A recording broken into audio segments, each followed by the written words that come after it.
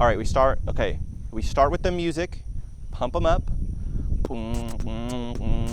them hyped up, come in with the drone shot.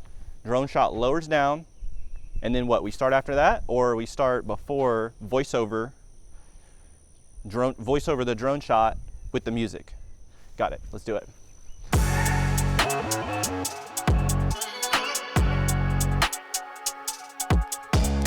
Self-heal is a medicinal plant in the mint family that has been used to treat a wide array of ailments and diseases, especially those types of diseases that so commonly plague us in the modern day. This plant is excellent for really the whole body. It has a systemic effect on the body due to its broad anti-inflammatory effect. So many diseases, as many of you know, the root cause is inflammation. Because self-heal is so good at reducing inflammation, supporting the liver, and supporting the lymph nodes, this plant just has an effect on the body that attacks the root cause of so many different types of ailments. It's great for blood sugar. It is immunomodulatory, which means that instead of stimulating the immune system, it sort of regulates the immune system. So it's been used for cold and flu to help fight viral infections, and it's also been used for autoimmune conditions to help reduce the inflammation associated with many of those conditions. And it's specifically antiviral against the herpes simplex viruses, so it's really good for people who have shingles, who are dealing with a painful shingles outbreak, or chickenpox, or any type of herpes virus. So in this video, we're gonna be harvesting self-heal. I'm gonna show you how to identify the plant. We're gonna take it home, make a tea out of it, and we're just gonna talk all about its medicinal uses. Stick with me, it's gonna be a fun video. Self-heal is most easily identified in the months of April and May when it's flowering. It has the typical mint-shaped flowers with an upper hood, a lower lip, and that lower lip has little fringes on it. So it's kind of looks like a little beard. Being in the mint family, it has square-ish stems. This one, it doesn't have perfectly square stems, but they're generally four-sided, and opposite leaves. So I always like to teach people not just how to identify the plant when it's flowering, but also how to identify the plant when it's in its young stage, so you can harvest it for a longer period of the year. So self-heal will sort of have a dormant winter rosette. The leaves are roughly egg-shaped, somewhat toothless, but they do occasionally have teeth. The plant can be hairy, quite hairy, or it can be hairless. I think it's a genetic difference. The ones in my area are very hairy and can be recognized by the whitish hairs. They kind of look like an old man's beard, which there's a plant called old man's beard, totally unrelated, but that's what they look like to me. And as the plant starts to age, the leaves will have a more elongated appearance sometimes. Also, the hairs on top of the leaf are pretty noticeable. They have sort of a bumpy appearance because where the hairs come out, there forms like little bumps. And then oftentimes the leaves will be purplish on the undersides. So you can see that there are quite a few different characteristics we can look at in the early stage. But obviously the very first time you identify it, you want to look at the flowers like we're showing here, and then learn how to identify it by the leaves alone. The plant also has opposite leaves, like many plants in the mint family, or I should say all plants in the mint family have opposite leaves, which means they come out along the same place along the stem. So opposite leaves. And then the top part of the plant has these little flower heads. They're very distinct. I guess you'd call this a spike botanically. It'd be considered a flower spike. And then as the spike dies, it turns sort of a brownish color, which those will be present around the month of June and into July, and then eventually the plant will sort of disappear until next spring. So that's how to identify the plant. The medicinal part is the whole plant. So we're going to start harvesting some of these, and we'll take them back, and I'll show you what to do with them next. So I'm just going to grab some of this willow here and see if we can't tie this off. Thing about willow is that it's really flexible and the bark is really strong. So we'll do this kind of a Morris Kahansky style. Split the bark off, just like that.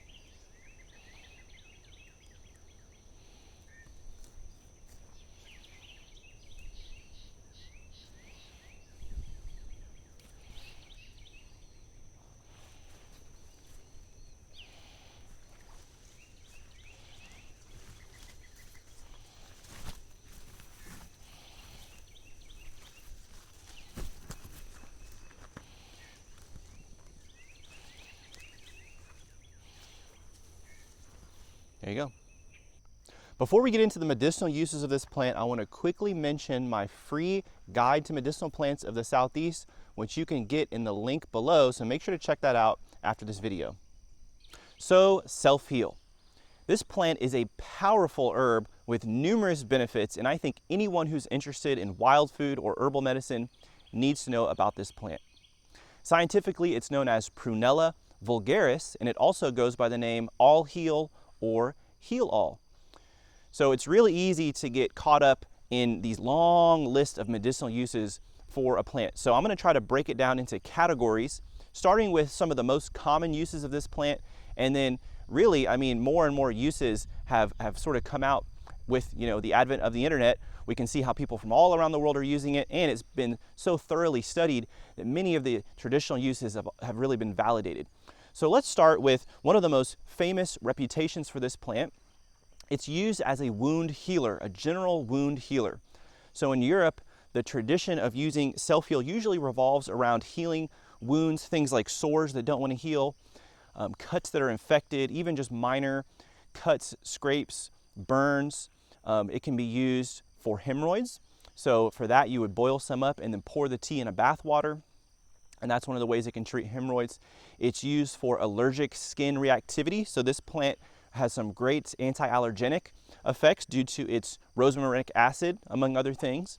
And so it's great at diminishing any type of allergic reaction internally or externally.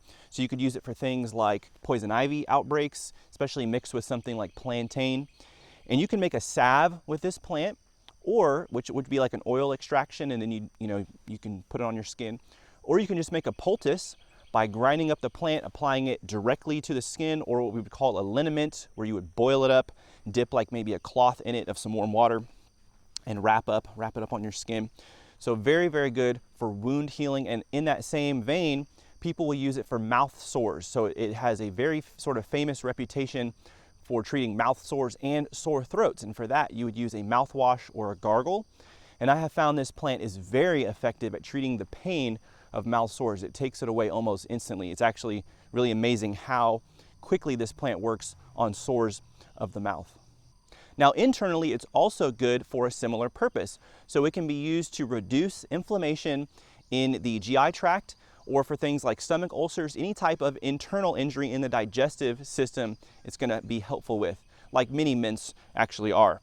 And so this plant has 3 different sort of herbal actions that make it really good at healing wounds, as well as some, chemistry that also aids it. But the 3 main herbal actions are that of an anti-inflammatory. It is an astringent, so astringents tighten tissue, and then it is mucilaginous or demulcent, and so it soothes tissue. So it has a 3-pronged effect of soothing, tightening, and reducing inflammation. That is what really makes it so good at treating wounds and sores and inflammation in the GI tract, as well as other sort of chemical actions that are going on. After healing wounds and being used for sores in the mouth, the second area of interaction I want to cover with self-heal is that of an antiviral. So self-heal has been shown very effective against the herpes simplex viruses.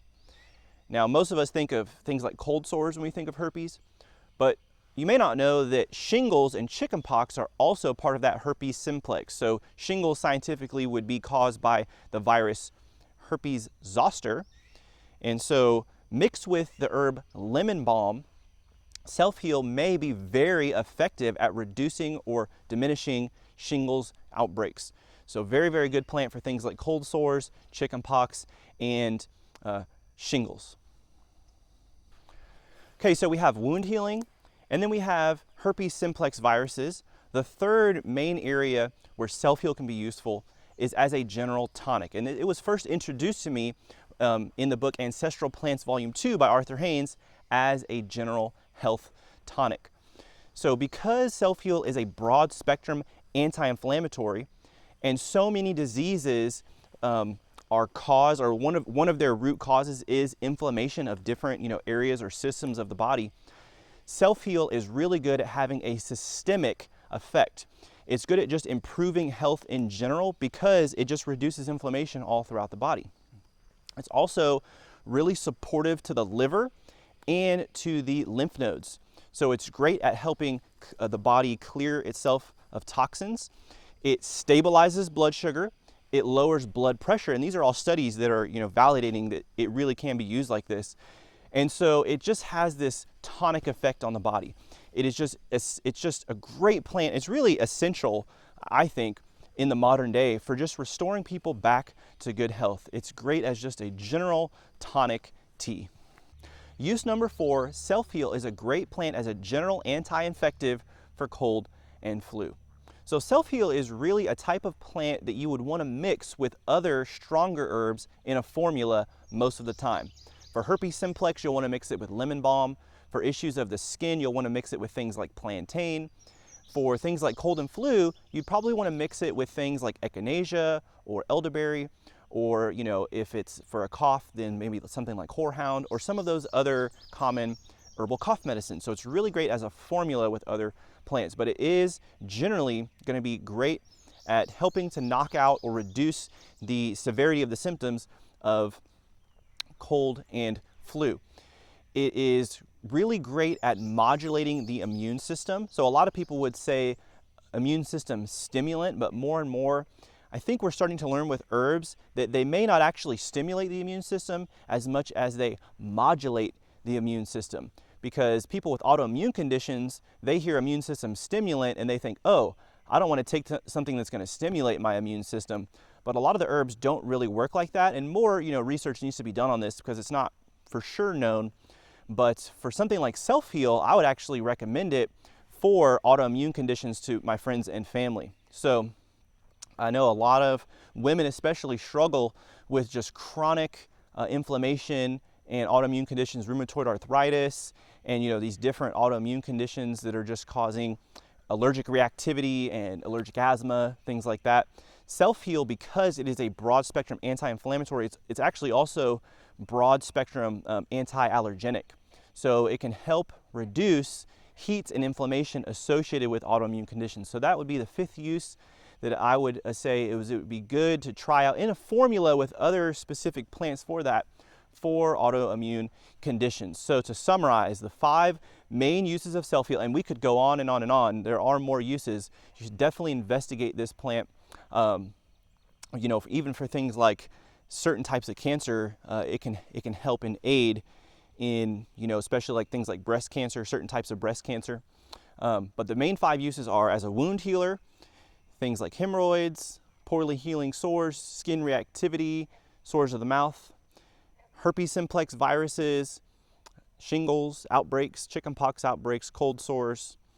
Then number 3 is, what was number 3? Cold and flu. Did I skip one? Autoimmune. And as a general tonic to help stabilize blood sugar, reduce blood pressure, great for the heart, great for the liver, great for the lymph system. So without further ado, we're going to go back and we're going to start processing some of this. I've harvested a lot, sorted through it, sort of, ripped off the kind of rotten leaves, picked everything out, made sure it was nice and clean. I put it in the oven. It's so humid in the south. You can see I'm like sweating out here. It's really humid today. So I want to make sure it dries out properly. So to do that, if you don't have a dehydrator, you can just put it in the oven on the lowest setting, prop open the door, and within about an hour and a half, 2 hours, it's going to be completely dried. So we're going to take that dried herb and we're going to make a tea. Let's do it. Okay, so here is some self-heal that we dried in the oven. You can see that it turns a brownish color upon drying. It did not get burned or toasted in the oven. This is just the color that it turns when it dries. And so now we're just going to crumble all this up to store it, or we really don't even have to crumble it up.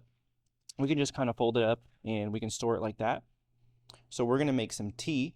And because this is such a safe herb to work with, I'm not going to worry about measuring precise amounts. I'm just going to make sure that we crumble some up. We're going to put in this jar, and then here we have some piping hot water that we just took off the boil. So now we'll just make some tea with the flowers, leaves, stems, and all.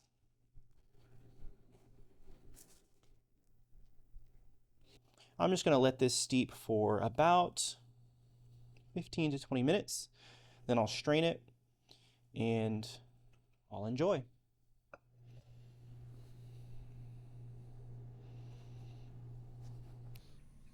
All right, bottoms up. And this in this jar is about enough for 2 to 3 servings. So I would drink about a teacup or a small coffee cup of this 3 times a day to get the medicinal benefits, or just me personally, I just kind of drink it whenever as a tonic.